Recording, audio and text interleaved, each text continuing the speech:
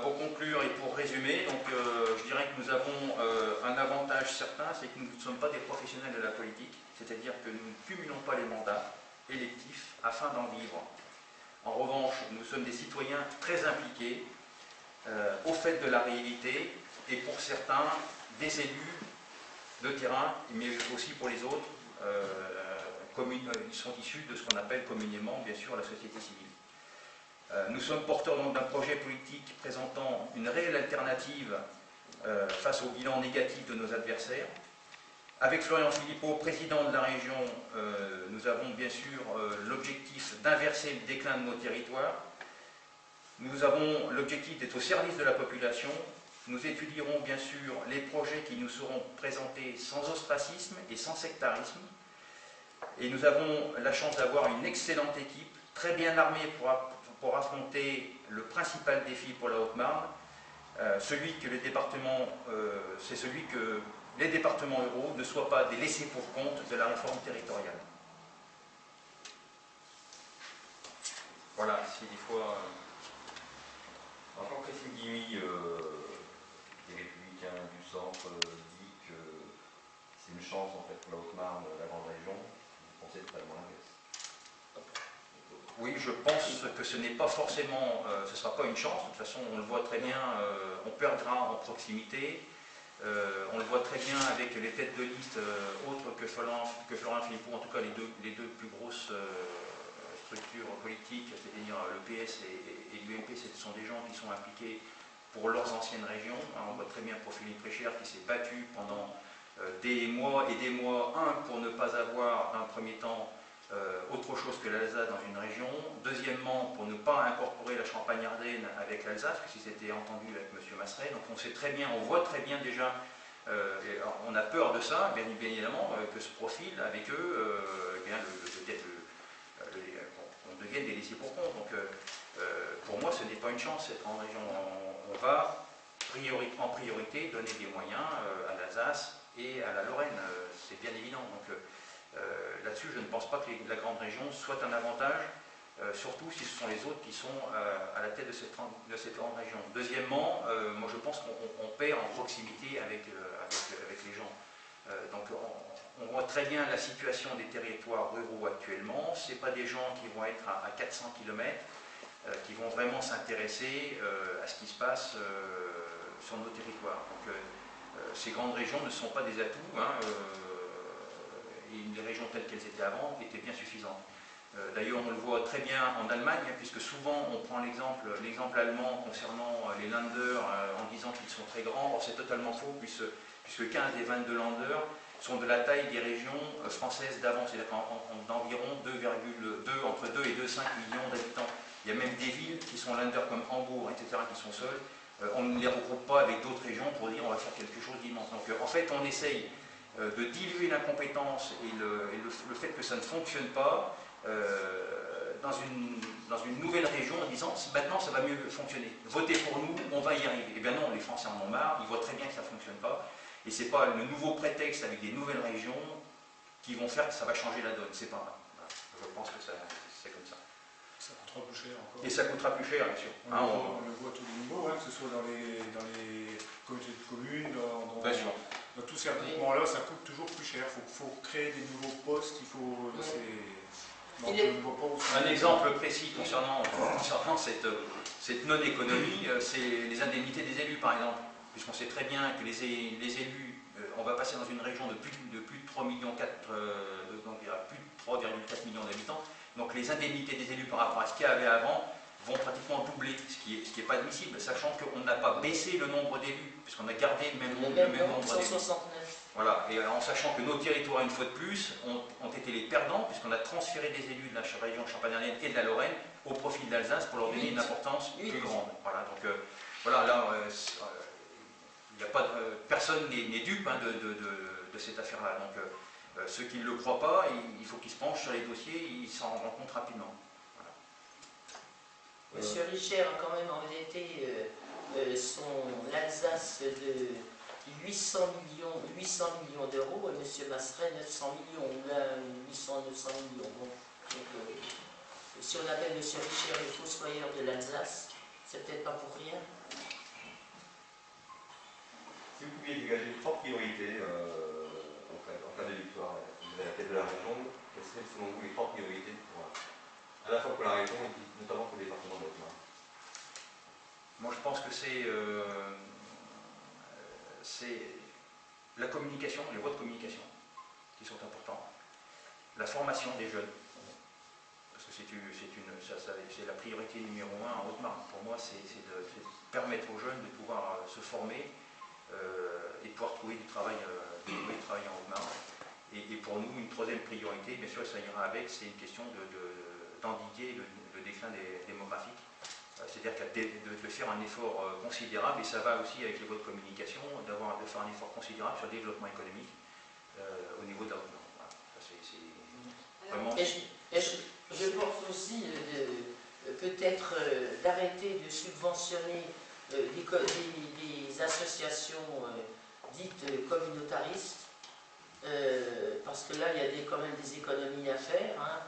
Bon, c'est vrai que le problème des migrants n'est pas un problème de la compétence de la région, mais quand on voit dernièrement au Conseil régional de Champagne-Ardenne, présidé par M. Jean-Paul Bachy, où on va dégager 150 000 € pour l'accueil des migrants, on va me dire que 150 000 € c'est peut-être rien, mais pour le citoyen lambda c'est énorme.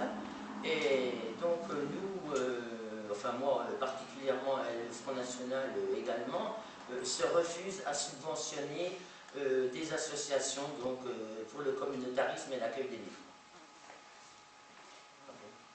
Je tenais à ajouter ça parce que alors, ça me tient à cœur. Sur la désertification des régions, enfin on parle de la Haute-Marne, on voit par exemple au département qu'on continue à voter l'augmentation des taxes d'aménagement pour les entreprises. Donc une entreprise se monte ou s'agrandit, construit un bâtiment, les taxes d'aménagement continuent à augmenter. Et après, on se plaint que les entreprises ne se montent plus en Haute-Marne. Le président Sido dit comment se fait-il? Oui, mais c'est le premier, alors que nous on était pas, bien évidemment, c'est le premier à voter l'augmentation des taxes d'aménagement. Il y a c'est complètement, il y a des oppositions évidentes. Est-ce qu'il y a une réelle envie, effectivement, que le département re-augmente la population? On se pose la question. En tout cas, les moyens ne sont pas utilisés pour que ça se passe. Je pense qu'il y a une force de l'habitude des élus qui sont en c'est place depuis des décennies, qui sont en échec permanent. On le voit très bien, Bruno Sido est à la tête du département depuis maintenant 2 mandats. Je crois que c'est le 3e. Oui, 3e, oui. Il y a une tradition, les choses se font par tradition, on vote les subventions par tradition. On ne cherche pas à savoir si une association aujourd'hui peut vivre sans une subvention. On ne se pose pas la question, on ne regarde même pas le bilan. Et quand on lui demande s'il y a un bilan, il ne sait pas. Et on vote par tradition. Bon, à un moment donné, ça ne ressemble plus à rien. Hein. Les subventions, c'est l'argent du contribuable. Il faut mettre les choses à leur place. Tout à fait. Et c'est tellement... ça devient ancestral, quoi. Parce que cette tradition-là. On ne se demande pas si elle a une utilité publique. Non, d'ailleurs, ça fait longtemps qu'on a oublié de se poser la question à quoi sert l'association. Le but, c'est d'acheter une espèce de paix sociale. Voilà, on donne aux associations pour avoir la paix, pour qu'on ne nous embête pas. Ceci dit, il y a des associations qui sont très bien et qu'il faut subventionner. On ne met pas systématiquement à dire non, c'est pas vrai. Mais certaines associations n'en ont pas besoin. Ou alors, elles sont complètement en déficit et on bouge des trous. Donc, de toute façon, elles ne peuvent pas s'en sortir. Donc, ça ne sert à rien. Il faut respecter l'impôt. On ne respecte plus l'impôt. On donne, il faut voir comment c'est voté. On donne 1000, 2000, oh, pourquoi pas 3000, et puis voilà, on donne 3000. Mais on ne pense pas que c'est l'argent public. Oui. C'est quelque chose c'est une notion qui n'existe plus dans l'esprit des gens. Alors, pas de tous, hein, pas de tous. Il y a un bémol, là, c'est pas systématique du tout, mais pour beaucoup. Hein. Voilà. Alors, vous êtes les 2 premiers élus du conseil départemental en Haute-Marne.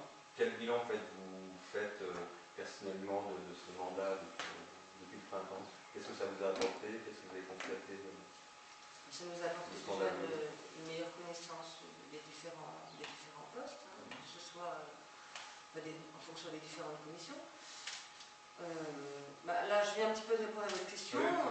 Ce dont on se rend compte, c'est qu'il y a des pratiques qui sont là depuis longtemps et qui ne sont jamais remises en question. Voilà. aussi, je pense, qui intervient, et ça rentre dans le cadre de l'attribution des subventions, c'est cette espèce de clientélisme qui fait qu'effectivement, après les élus locaux sont implantés, hein, ils ont un budget de 150 000 € à dépenser dans l'année avec les municipalités, donc c'est comme si on a un petit peu l'impression qu'ils les tiennent, hein, si tu veux que je travaille avec toi, ben voilà, donc ça c'est des choses c'est des choses sur lesquelles il faudrait remédier. Il n'y a pas de raison que des élus décident d'eux-mêmes de soutenir ou non des associations ou des projets parce que c'est leur volonté personnelle. Voilà, alors il y a quelque chose qui m'a beaucoup étonné, c'est que bon, nous sommes dans l'opposition, effectivement, on ne connaît pas notre mot à dire, on peut comprendre, on peut comprendre forcément, parce qu'on est moins nombreux. Mais je me suis rendu compte que notre cerveau de commission, les choses arrivent déjà décidées à la base. Et puis les gens discutent, et même s'ils ne sont pas d'accord forcément, même je parle des gens de divers droites, hein, voilà, même s'ils ne sont pas forcément d'accord, c'est pas grave. On sait ce qu'on a dit au départ. Il y a des discussions qui sont finalement relativement stériles. Il y a beaucoup de temps perdu, y compris avec ceux qui sont en place, enfin, la majorité. C'est pas systématiquement parce qu'on est au Front National, on peut comprendre, mais plus le temps passe, plus on se rend compte de ça. Bon, après, sur le bilan, il y a beaucoup d'économies à faire, je pense. On a eu un séminaire pour ça. Il y a beaucoup d'économies à faire. Bon, après, est-ce qu'elles seront faites? Je ne sais pas. Et puis ça, et la région aussi, il y en a beaucoup. Et au niveau départemental, je crois que les actions qui sont menées aussi par les élus sur le terrain sont importantes, puisqu'ils ont rencontré bien sûr les élus des municipalités, ils ont vu avec eux les projets qu'ils avaient à faire, etc. Donc nos élus font un réel travail de terrain aussi, et nous ça nous permet bien sûr d'avoir la température de certains secteurs, puisqu'on n'est pas bien sûr élus dans tous les cantons, mais d'avoir une température des secteurs assez différents et de pouvoir envisager des projets par rapport à ça. Donc ça c'est intéressant aussi. C'est l'avantage d'avoir ces élus départementaux, outre le fait que la population est au courant de ce qui se passe de bien ou de moins bien par l'intermédiaire des communiqués que nos élus peuvent faire également. Donc ça c'est assez important. Donc là, la campagne commence, donc vous faites des présences sur les événements publics, comme le marché. Donc il y aura un grand rendez-vous, donc fin novembre. Alors il y a, donc il y aura déjà le 9 novembre, ça rentrera quand même dans le cadre de la campagne, même si c'est un peu décoloré, un peu différent de